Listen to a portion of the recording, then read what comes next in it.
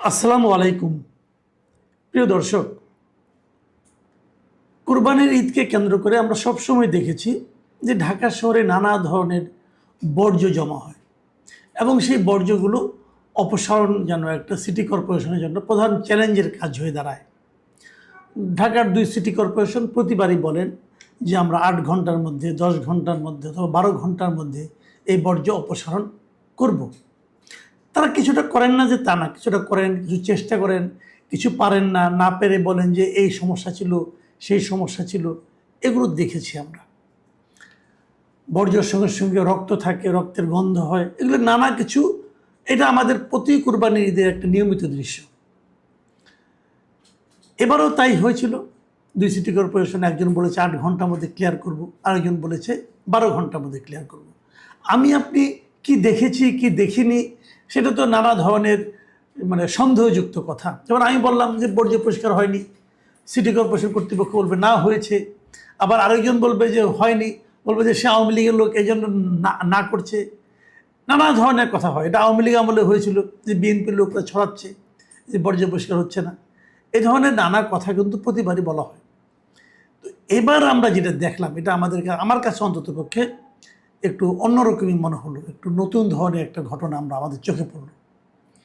সেটা হলো যে এবার মাননীয় প্রধানমন্ত্রী তারেক রহমান উনি নিজেই এবং আচমকা কোনো জানান না দিয়ে, কোনো রকম পূর্ব পরিকল্পনা বাইরে, কেউ জানতো না, কেউ প্রস্তুতি নিতে পারেননি, এমনভাবেই উনি বর্জ্য অপসারণ কেমন হয়েছে দেখার জন্য উনি রাস্তায় নেমেছেন। ইন্টারেস্টিং ব্যাপারটা। আমি একটু প্রশংসাই করছি, হয়তো অনেকে বলবেন যে আবার এখন দালালি শুরু করলেন কিনা। আবার এর আগে বিভিন্ন সময় বলা হতো যে আপনার চোখে তো কোনো কিছু ভালো চোখে পায় না, কেবল খারাপগুলি বলেন, সরকার তো কিছু ভালো কাজে করে সেগুলি একটু বলেন। সেই হিসাবেই একটু ভালো কাজের কথা বলি। তারেক রহমানের এই উদ্যোগটা অভিনব। উনি কি করেছেন? উনি স্থানীয় সরকার প্রতিমন্ত্রী এবং ঢাকা দক্ষিণের যিনি প্রশাসক, মেয়র হিসেবে যিনি আছেন, মেয়রের প্রশাসক আর কি, আব্দুল সালাম, দুজনকেই তার অফিসে ডেকেছেন, তার বাসার সামনে যেতে বলেছেন এবং যাওয়ার পর দুজনকে গাড়ি থেকে নামিয়েছেন এবং তাদেরকে বলেছেন যে আপনারা আমার গাড়িতে উঠুন। এবং ওনার গাড়িতে উঠিয়ে উনি নিজে ড্রাইভ করে উনি রাস্তায় নেমেছেন দেখার জন্য যে কোথার কী অবস্থা। এবং উনি কয়েকটা জায়গায় গেছেন, হাতিরপুল এলাকায় গেছেন, elephant road, green road, farm gate, Karwan Bazar, এই সমস্ত এলাকা উনি নিজে গাড়ি চালিয়ে পরিদর্শন করেছেন। আমার জানা মতে এটা একটা অভিনব ঘটনা। এর আগে এই ধরনের ঘটনা ঘটেছে কিনা আমি কখনো শুনিনি। এখন বলবেন যে প্রধানমন্ত্রী গিয়েছে তো কী হয়েছে? হ্যাঁ, প্রধানমন্ত্রী গিয়েছে তো অনেক কিছু হয়েছে। যদি শীর্ষ ব্যক্তিরা এরকম মাঠে নামেন পরিদর্শনের জন্য তাহলে অনেক কিছু হয়। আমার বিবেচনায় প্রত্যেকটা বিভাগের প্রত্যেকটা মন্ত্রী যদি এরকম একটা কাজ তিনি করতে দিয়েছেন অথবা ঠিক মতো হচ্ছে কিনা উনি যদি নিজে আগে থেকে জানান না দিয়ে নিজেই যদি মাঠে নেমে যান পরিদর্শন করতে, আমি মনে করি একটা ম্যাজিক্যাল চেঞ্জ আপনি দেখতে পাবেন। এবং আমাদের এখানে কি হয়, যখন কোথাও একটা ঝামেলা হলো তো একদম নিম্ন স্তরের যে ব্যক্তিটা দায়িত্বপ্রাপ্ত আছেন তার উপর দায় চাপানো হয় যে ওর জন্য এরকম হয়েছে। ধর ময়লা ওঠানো হয় নাই, ওখানে ময়লা বসানোর জন্য যে লোকটা বেলচা দিয়ে ময়লা তুলতো হয়তো তাকে দায়ী করা হলো, ও ঠিক মতো বেলচা চালায় নাই, অতএব এই ঘটনা ঘটেছে। এবারে কিন্তু তা হয়নি।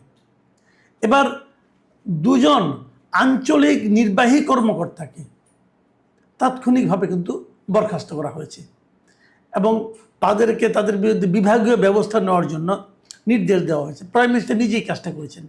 এবং এই দুজন কোন জায়গার, একজন হলো ঢাকা উত্তর সিটি কর্পোরেশনের অঞ্চল 5-এর আঞ্চলিক নির্বাহী কর্মকর্তা মোহাম্মদ সাদিকুর রহমান, আরেকজন হচ্ছেন ঢাকা দক্ষিণ সিটি কর্পোরেশনের অঞ্চল 1-এর নির্বাহী কর্মকর্তা কাজী সালেহ মুস্তানজির।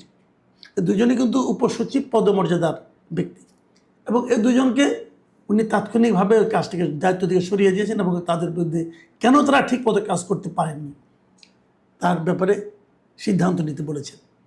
এই যে ঘটনাটা, এই ঘটনাটা আমি মনে করি এটা এক্সাম্পল। আমাদের প্রধানমন্ত্রী কিন্তু অনেক এক্সাম্পল তৈরি করতেছেন, বাট আনফর্চুনেট হলো, যেটা আমার জন্য দুর্ভাগ্যজনক, আমি ভাবি দুর্ভাগ্যজনক, সেটা হলো ওনার এই উদাহরণগুলো ওনার সঙ্গে যারা আছেন তারা ঠিকঠাক মতো হয় বুঝতে পারছেন না, অথবা অনুসরণ করতে পারছেন না, অথবা উপেক্ষা করছেন। কোনটা আমি জানি না। আমি মনে করি এগুলোর একটা হিসাব নিকাশ হওয়া উচিত। কেন সবাই এগুলিকে উপেক্ষা করছেন, কেন পাত্তা দিচ্ছেন না, এগুলো কিন্তু আমি মনে করি প্রধানমন্ত্রীর নিজের অবস্থানটাকে ক্লিয়ার রাখার জন্য ওনারই দায়িত্ব নেওয়া উচিত, এগুলির ব্যাপারে ব্যবস্থা নেওয়া। উপসচিবকে উনি 2 জন উপসচিব পদমর্যাদা মানে নির্বাহী যে আপনার কর্মকর্তা যারা আছেন, এদেরকে যে আপনার বরখাস্ত করা অথবা তাদের মধ্যে শাস্তির ব্যবস্থা করা, এই যে ব্যবস্থাটা, এটা কিন্তু একটা বড় ধরনের পদক্ষেপ আমি মনে করি। কিন্তু এই ধরনের পদক্ষেপ কি অন্যান্য মন্ত্রণালয় নিচ্ছেন? আমি কতগুলি ঘটনা বলি। ঈদের আগে প্রতিবার কি হয়, প্রতিবার যে জিনিসটা হয় সেটা হলো আপনার মহাসড়কে যানজট হয়। যানজটটা কেন হয়? একবার এক কারণে যানজট হয়। কখনো রাস্তা ভাঙা থাকে, কখনো রাস্তার গাড়ি ভালো থাকে না, এগুলি সমস্যা হয়, এরকম নানা ঘটনা হয়। কিন্তু এবার যে যানজটগুলি হয়েছে, আমি নিজে কিছু যানজটের সাক্ষী। আমি আপনাকে দু একটা ঘটনা বলি। ঈদের আগের দিন আমারই এক কলিগ, আমারই এক বন্ধু, উনি পাবনায় গিয়েছেন। ওনার যেতে 18 ঘন্টার সময় লেগেছে। আপনারা বলুন, ঢাকা থেকে পাবনার বেড়ায় যেতে যদি 18 ঘন্টার সময় লাগে, এটা কি কোনো বিবেচনা গ্রহণযোগ্য? কেন হয়েছে? আমি আজকে ময়মনসিংহ গিয়েছিলাম, সারা রাস্তা, ঈদের পরের দিন গিয়েছি আমি, গিয়ে আবার আজকে ফিরে এসেছি। সারা রাস্তা ফাঁকা, সারা রাস্তা ফাঁকা, কোনো রাস্তায় যানবাহনেরও কোনো ভিড় ছিল না। কিন্তু তার মধ্যে দেখলাম যে ময়মনসিংহে ঢোকার সময় যে বাইপাসের যে মোড়টা আছে, সেখানে আমাকে 1 ঘন্টা দাঁড়িয়ে থাকতে হয়েছিল। 1 ঘন্টা, পুরো 1 ঘন্টা গাড়ি নড়ে না। কারণ এগুলি কী কারণে হয়? টোটাল এই মেসগুলি হয়েছে, এই ঝামেলাগুলো হয়েছে ট্রাফিক ব্যবস্থার জন্য, ট্রাফিকের যে অব্যবস্থা, এই জন্য 2 জায়গাতেই। বেড়ার এখানে দেখা গেছে রাস্তার উপর গাড়ি থামিয়ে বাসগুলো যাত্রী উঠায়, যাত্রী নামায়। একটা গাড়ি থামলে পরে পেছনে অনেকগুলি, যেহেতু গাড়ির চাপ বেশি, অনেক গাড়ি জমে যায়, এবং এইভাবে জমতে জমতে জমতে জমতে দেখা যাচ্ছে যে 2-3 কিলোমিটার লম্বা জ্যাম হয়ে যায়।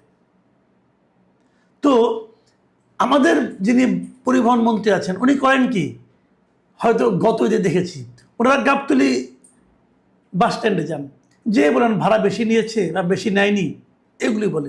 ভাই, উনি ওই জন্য রাস্তাটা চেক করেন না, একটা হেলিকপ্টার নিয়ে উড়ে যান, ওনার তো টাকার অভাব নাই, একটা হেলিকপ্টার নিয়ে এই হাইওয়েতে উড়ে যান, দেখেন কোথায় যানজটটা হচ্ছে, কেন হচ্ছে। আজকাল তো অনেক পত্রিকা ড্রোন দিয়েও চেক করে যে যানজটটা কেন হচ্ছে, সামনে কি সমস্যা দেখা যায়। এগুলো দেখুন এবং সিদ্ধান্ত নিন, সমাধানটা করুন, কেন হচ্ছে এগুলো। আরেকটা ঘটনা বলি, এই যে আমাদের কোরবানির চামড়া, আজকে দেখলাম যে চামড়ার যারা নাকি বিভিন্ন বাড়ি থেকে চামড়া কিনেছেন, 300 টাকা করে চামড়া কিনে 100 টাকা বেচতে পারেননি। চামড়ার দাম এত কম কেন?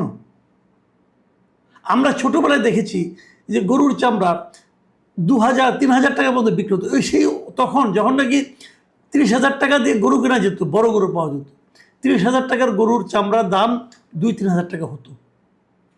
আর এখন 1.5 লাখ 2 লাখ টাকা গরুর যে গরুর দাম, সেই গরুর চামড়ার দাম 600-700 টাকা হয় না, 500 টাকাও হয় না অনেক সময়। কেন? পৃথিবীতে আপনার মনে কখনো এই প্রশ্নটা জাগে না যে পৃথিবীতে সব কিছুর দাম বাড়ে কিন্তু চামড়ার দাম কমে? অথচ চামড়া জাত যে পণ্য, আপনি স্যান্ডেল বলেন, মানি ব্যাগ বলেন, ভ্যানিটি ব্যাগ বলেন, চামড়ার ব্যাগ বলেন, এগুলোর দাম কিন্তু অনেক বেশি। বেল্ট বলেন, জেনুইন লেদার যেগুলি, সেগুলোর দাম অনেক বেশি, ধরা ছোঁয়ার বাইরে।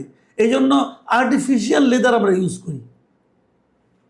জেনুইন লেদারের এত দাম, যে জেনুইন লেদারের এত দাম, সেই চামড়ার, কাঁচা চামড়ার দাম এত কম কেন?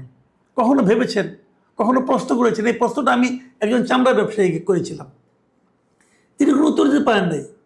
তিনি বলেন কি, আমাদের চামড়ার একমাত্র ক্রেতা হলো চীন, আমরা চীন ছাড়া অন্য কোথাও রপ্তানি করতে পারি না, তাই নাকি এই অবস্থা। তো দেশে আমার তখন প্রশ্ন উঠল, মানে আমার চিন্তা জাগলো, আমাদের কি বাণিজ্য মন্ত্রণালয়, শিল্প মন্ত্রণালয় এগুলো নাই কিছু? এরা জানেন না কেন চামড়ার গ্রাহক আমরা সারা দুনিয়ায় পাইনি? অথচ ছোটোবেলায় কিন্তু আমরা পড়েছি যে আমাদের মূল রপ্তানিজাত পণ্যই হচ্ছে এই চা, চামড়া, পাট, এগুলো। তো চামড়ার এই দুরবস্থা কেন? তো এই সমস্ত মন্ত্রী যারা আছেন, তারা একটু দেখেন না ভাই, আপনি একটু এলাকায় যান, আপনি একটু টেনাইতে যান, আপনি একটু বাজারটা দেখেন, কেন আমরা ইন্টারন্যাশনাল মার্কেটটাকে ধরতে পারছি না? কেবল গার্মেন্টসের পণ্য বিক্রি করলে হবে? যে এই যে কথাগুলি বললাম, আমি খালি ঈদ দিয়ে প্রসঙ্গ আলোচনা করলাম, কিন্তু ঈদের বাইরেও কিন্তু অনেক প্রসঙ্গ আছে। আমাদেরকে বুঝতে হবে যে খোদ মন্ত্রী যিনি আছেন, দায়িত্বপ্রাপ্ত যিনি বড় কর্তা, তিনি যদি ঘরে বসে থাকেন আর ভাবেন সব কিছু অটোমেটিক্যালি ঠিক হয়ে যাবে, তাহলে ভাই আপনারা